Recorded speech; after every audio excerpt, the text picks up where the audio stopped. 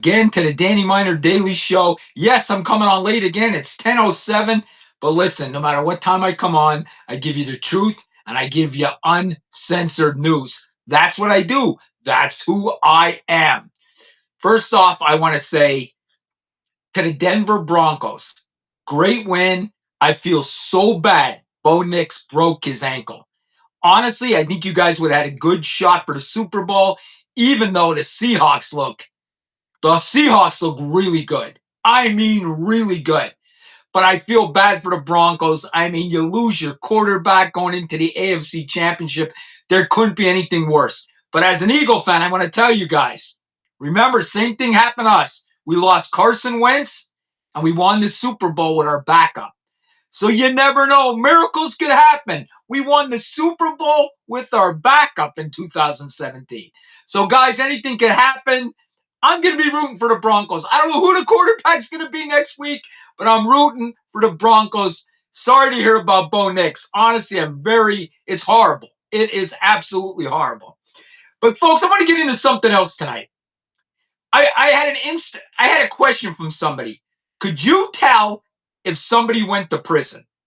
As a police officer, how would I tell, like, other than running somebody's criminal history, how, when I came up on somebody, would I know if they went to prison? Okay, that's a crazy question, but how would I know? Sometimes prison tattoos, I would look at them, I would notice tattoos.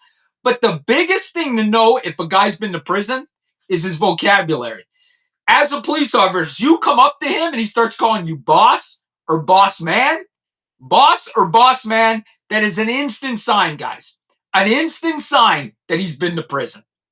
I can't even tell you how many times people's called me boss and boss man. Even when I wasn't a cop, even when I was doing something else and I knew they went to prison. The minute they called me boss or boss man, I knew they went to prison. Because in prison, that's what they call the corrections officers. Boss and boss man. So if anybody ever calls you, especially boss man, okay, they call you that, they've been to prison. 1,000%. So I knew right away on different things if somebody went to prison when I was having an interaction with them. Okay? By their vocabulary. Yes, you can see prison tattoos too, but most of the time it was their vocabulary. Okay? And sometimes, guys, they kept that prison gear. They'd be wearing their prison slippers outside. They wear their prison jacket even when they're out of prison. I've seen it all, folks. I've seen it all. Now, listen, I want to talk about a sad story today. I did a video on it. Guys, I put out 20 videos on Instagram and Facebook today.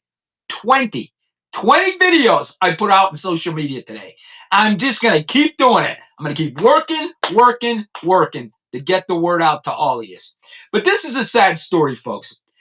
A guy in Kentucky, I think he was 28 or 29 years old. He felt like he was going to commit suicide. Okay? So he started cutting himself. He had a knife, calls 911, and then sends a picture of what he was doing to himself over social media. Okay? Now, dispatches the police to 911 center. When the police get there, they break open the door. So they're knocking through the door. They breach the door to try to get him aid because they know he already did something to himself. When they get in there, they start giving him commands, but they didn't know he was deaf. The man was deaf, folks. And the police didn't know it. And they kept telling him, drop the knife, this and that, and he didn't, and they killed him. Okay? He is unalived. His family saying he didn't understand the commands, that he was deaf, and he didn't understand the commands. Now, folks, I hate to say this, but a little bit this is dispatch's fault. This is the 911 center's fault. They need to get as much information as possible to them police officers when they get a call. And the man being deaf, they should have found that out somehow, okay? Especially if he called 911. You know, there's phones that they could call 911 with people that are deaf, okay? So they should have told the cops, and maybe they did, okay? The article does not say that. It just says the family said the cops didn't know he was deaf and he didn't understand the commands. And that's why the police unalived him. And it's a shitty situation, folks, because the guy was trying to unalive himself. The police get there and then they unalive him. Okay? And then they unalive him. But I'm going to tell you this. One thing I learned in police work, okay, If somebody's suicidal, they're also homicidal. And that's something we learned in police work. Now, I know the liberals are going to say, this is what the liberals are going to say. And honestly, guys, this is a tragedy. But the liberals are going to say this was a horrible shoot. You know, the guy was deaf. He only had a knife, this and that. He wanted to kill himself. You guys are supposed to come there and help him. But you got to realize this, folks. Again, we are taught stuff different than the public. People that are suicidal could also be homicidal. Okay? That's a fact. You ask anyone, folks. That's a fact. So I'm blaming the dispatch, but maybe they knew and maybe they told the cops and the cops didn't listen or whatever. But the dispatch 911 center, it's so important for them to get all the facts before the cops go there. Now, I'm going to tell you this. I was called when I was a patrol officer, okay? When I was a patrol officer, I got called to a stabbing, okay? A stabbing. Guy stabbed in the face. I hear people yelling, screaming, guy running from the scene, they're telling me, and folks, I'm 2 blocks away. Usually when that happens, you know, you got a 15-minute ride, 10-minute ride to wherever this is happening. I was 2 blocks away from this stabbing to the face, okay? When I get there, there's a guy there with his back turned to me, okay? I put my hand on my gun. I didn't pull my gun out, but they told me a knife was involved. Somebody was stabbed in the face, and I started yelling to this guy, let me see your hands. Let me see your hands. And his back was turned to me, and he was walking really slow, and I kept screaming, let me see your hands. Let me see your hands. And the guy's doing nothing. Nothing. Okay. And I'm thinking to myself, all of a sudden, I don't know if it was Jesus. I don't know who talked to me. Somebody said, Danny, this guy might be deaf. Honest to God, I just thought that. For some reason, I thought that. Okay. And I went this way around him and I got to where you can see me. And I said, let me see your hands. And then he was able to read my lips. And his wife came out and said, he's deaf. He's deaf. And she tells me he's deaf. Okay. This guy wasn't even involved in the stabbing.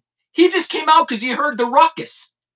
But you see how somebody innocent, because no, we didn't know there was a deaf person on scene, their back was turned. You got to realize cops are human beings too. This was a tragic situation that happened in Kentucky. Shooting a deaf guy that calls for help because he's going to commit suicide and he couldn't understand you. Horrible, horrible situation, folks. Absolutely horrible. But like I said, the dispatch is so important. The 911 center is so important to get all that information. And the other thing I want to talk about, because I always talk about negative things on here. The other thing I want to talk about is police work in general. You have to have a mindset, a survival mindset as a police officer. Like when I was in patrol, my last 14 years, guys, I was a detective. And honestly, being a detective, you're not really in any kind of danger other than when you're serving a warrant. Because basically you're sitting in your office, you're hearing everything go on, and you get called there after the fact. I'm going to tell you what the patrol officers called detectives. They called us house cats, meaning we couldn't survive outside the house anymore. Okay? We were house cats. That's what they called detectives, guys. I kid you not. I kid you not. That's what they called us. House detectives, and we wouldn't be able to house cats, and we wouldn't be able to survive outside of patrol. Okay? That's what they used to tell us all the time. But folks, when I was on patrol, you have to have that mindset. Any call you're going on, I'm thinking exactly what I'm going to do when I get there. They gave me all the information, maybe guy with a gun, this, that, and this, how I position my car, how I come up to the house. If dispatch tells me there's a guy with a gun, of course I'm not pulling right in front of the fucking house. You know what I mean? So that's why dispatch is so important, and your mind is so important. You got to have strategy before you get there. I remember every call I went on, I critiqued it in my head. I went over what I was going to do the minute I got there. Okay? The minute I got there, it was going in my head of what I was going to do. Domestic violence call, whatever it was, shooting, this, that. I went over it in my head before I even got there. Now, I'm going to tell you some funny story. We're going to end this. We're going to end this. I didn't want to be long tonight, so we'll go another 5 minutes. I'm going to end this on a funny story that you guys are going to love. I'm on an assist call to a neighboring police department. Okay, they didn't have enough guys. They had a big incident. They asked us to assist. So I was probably about 8 miles outside my city to assist another town's police. This is like 1 o'clock in the morning. I have a partner, so there's two of us in the vehicle, okay? They call me and they say, you got a large fight at the Clover Bar, okay? Large fight, Clover Bar. We're 9 miles away, and we're on a one road highway, so you can't even go really fast, okay? Maybe 50, 55, 60. If you're in Pennsylvania, it's the little back roads all the way back to our city. So we're going as fast as we can. And they keep telling us, this fight's big, this fight's big. People are saying the fight's big, the fight's big. So we get there like 15, 20 minutes later, guys, right? And I have this mindset, oh my God, I'm calling for backup. My backup's, far away. We're going to be the first ones on scene. When we pull up to this bar, there's two guys beating each other up outside. Fisticuff fighting, right? I look and I'm like, yup, there's our fight. I said to my partner, we pull up. As we're pulling up, these two guys run. Okay? They're done fighting. They run from us. Boom, they're out of there. They're gone as they see us pulling up. I look into the bar. The bar's door was open. When I look into the bar, the only reason these two guys were fighting outside, because there was no more room to fight inside the bar. The entire bar was fighting. I'm like you see in a Western. Okay? The entire bar was fighting, and it was just me and another cop. Okay? Just me and another cop, and 40 people fighting in the bar. I kid you not. So you know what I did? I walked in there and I did exactly what they told me to do. Exactly. Okay? How to handle it. First off, I walked in and I yelled, knock it the fuck off as loud as I could scream. Knock it the fuck off. And listen, I swear to God, for some reason, they stopped. I don't know why. They stopped for some reason. I guess I was so loud. You guys know I'm loud. They stopped for some reason. Okay? Everybody. It was so funny. I yelled this and like the bar stopped. Except this one guy, loudmouth, in my face. So we took him. First loudmouth gets in custody. He's in the back of the car, right? Loudmouth screaming at us, drunk, yelling, getting in our faces, total disorderly conduct, public drunk, just out of control. So we get him in custody, and honestly, when I yelled knock it the fuck off, everybody just started leaving the bar. We didn't even know who to arrest. Nobody would tell on anybody or anything. So we ended up arresting just the guy that was threatening us and coming after us. We didn't arrest anybody else in the bar because no one would press charges against each other, and they just left. I swear to God. And here's the other thing about this. I get called back to that bar like 4 months later. A guy got stabbed in the bathroom. Right in the back. Stabbed in the bathroom, and the guy went down the road and threw the knife over the side of the highway. We ended up finding the knife. He didn't kill the guy, but he stabbed him. That was 4 months later after that fight. So why I'm telling you this is, guys, you have to have a mindset when you're a cop, especially a patrol cop, more of a patrol cop, of how you're going to survive these different incidents. You have to know exactly what you're going to do when you get on scene and how you're going to do it. And I'm going to tell you this.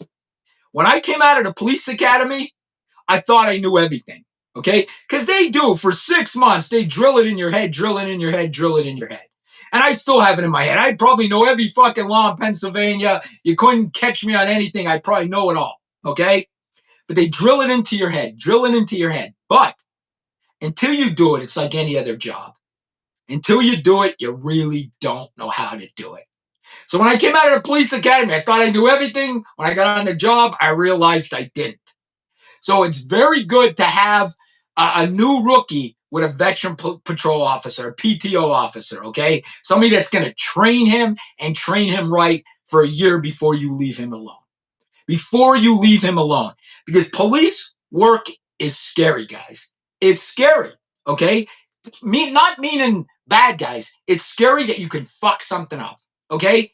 Like, you go to a murder and you don't do the right thing, that first police officer on scene, he could fuck a whole case up. He could mess up a murder case. He could mess up a sexual assault case. So, I mean, it's very important for police officers to know what they're fucking doing. Because they could blow an entire murder case.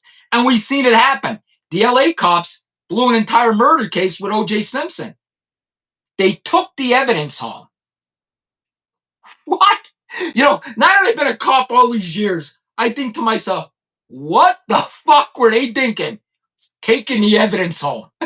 They left the evidence in their trunk and took it home and didn't take it to the police department. Probably because they were tired of like, oh, we'll log that evidence tomorrow. What? So I'm going to tell you this. It's very, very important to have competent cops. And I'm going to tell you this. I was a police chief and then I was a sergeant. I did some of our interviews for hiring. I hired people. I'm going to tell you what I look for in a cop. I didn't care that this guy was an A student. I didn't care if he was a valedictorian of his college, his fucking high school. I don't care. What I was looking for in a cop was common sense. If you don't have, and that's why I survived being a cop. 27 years, I didn't shoot anybody, probably pulled my gun 500 times or more, okay? Never shot anybody, pulled my gun about 500 times. And are you ready for this? Are you ready for this? I was never sued in 27 years. Never a lawsuit filed against me ever. Okay? Why? Am I the smartest tool? No, I'm not smart. I'm average. I'm average. But I'm above average in common sense. And that's what I look for in cops. If you have common sense, you could be a cop. So I'm telling you, I would take a C student cop with great common sense than an A student cop with no common sense. Okay? With zero common sense. Because being a police officer, you need common sense. Okay? Because you're talking to people. Listen, you're going on as a patrol officer, you're probably going on 15 calls a day. And I'm going to tell you this, on Friday and Saturday nights, as a patrol officer, you're probably wrestling or fighting with somebody twice a night. It's crazy to think that you are. I remember every weekend we were fighting with somebody. And when I say fighting, it's not like we're knocking them out, they're punching us. Wrestling. You're wrestling with somebody every night. Every night, guys do not, especially getting arrested in front of their friends. Okay? They know you're a cop. They don't maybe swing wild, but they'll tense up so you can't handcuff them. They'll wrestle you a little bit. Most guys will not swing at a cop. They'll wrestle you or resist arrest. In 27 years, guys, I was punched in the face once. In 27 years as a cop, I was punched in the face once. And I saw it coming. I turned my head and he hit me right about here. And it was by this skinny guy that weighed 120 pounds. Let me tell you the incident. We get called to a domestic call. When I get there, the wife is bleeding profusely from the head, like blood's just dripping down her head. He took what do you call them things for a fireplace? A pick. God, I can't think of the thing for the fireplace when you're hitting the log to get it going again. I can't think of it. Okay, but he took that. It's a metal thing. Hit her in the head. He hit his wife in the head with this thing. I can't think of what it is to get the fire going. But he hit her in the head with it, and her face was just blood everywhere. We had to dispatch the ambulance. When I get there, now this guy was a jackass. I knew him a long time ago. Okay, I knew him plenty of years. Okay, when I say I knew him at being a cop because he's always in trouble. His name was Michael. He weighed 120 pounds, but he never ever wanted to go with us. He would fight us all the time. But this time he was sweating profusely and he had no shirt on. We couldn't get a grip of this guy to save our life. He was sweating. We were trying to get a grip of him and we couldn't. And I lost control of his hand at one point and he swung and he caught me right here. He caught me full blast, all his strength. I'll be honest with you. It was like getting hit by the Puff Man, okay? Because it had nothing behind it. Zero. This guy weighed 120 pounds. I almost laughed when he punched me in the face, okay? I almost laughed when he punched me in the face. But the only reason he got the punch off was because he was so slippery. He was all full of sweat and we couldn't grab him. We couldn't grab him. And I probably at the time was 230. Okay, I'm about 190, 185 now. I was probably 230. My buddy was probably 250, and this guy was 120. But he was so sweating, we couldn't get our hands on him because he wasn't wearing a shirt. It was crazy. But I tell you that, folks, is because being a cop, you are fighting, especially on the weekends. Friday and Saturday as a patrol cop, you're going to bar fights, you're going to domestics. You're fighting all the time. If you don't want to fight, don't be a cop because you are fighting constantly. As a patrol cop, you're going to wrestle with people every fucking week. Okay? Every single week, just so you know. We used to come in on Fridays and Saturdays and say, probably getting in a fight tonight. Of course we are. There's always going to be a fight. There's always going to be a guy that doesn't want to go with the program. And them guys are the best. The guys that I've had so many guys that I just wanted to go home. Okay, my shift was over in an hour, and I'd tell the guy, listen, just go home. Just go home. And there's people that just want to get arrested. You know how Bugs Bunny used to draw that line? Don't cross this line. And the guy crosses, nah, don't cross this line. That was me with this guy because I wanted to go home. I remember I was going on vacation the next day. I was taking my kids to Disney World. I just wanted to go home for the night. This guy made me arrest him. He made me. Okay. And listen, you don't realize when a cop arrests somebody, they're done for the night. Especially if it's a big arrest, they're done for the night. Paperwork, going in front of the judge, all that, especially in Pennsylvania. You're done for the absolute night when you arrest somebody. You're a prisoner. You're doing all the paperwork. You're doing everything. Your shift's done for the night when you make a major arrest. Totally done for the night. So listen, guys, subscribe, follow me on Danny Miner Daily Show, The Minor Details, my other channel, and I'm going to bring some more police work into this. I know I bitch about politics a lot. And don't worry, I still bitch about politics. Don't worry about that. But I'm going to tell you some police stories, and we're going to have some fun. Thank you, guys. I'll see you all tomorrow. I love you all. Again, sorry, Denver Broncos. Let's pray this quarterback, I don't even know who he is, wins next week. It'd be a great story. See you guys.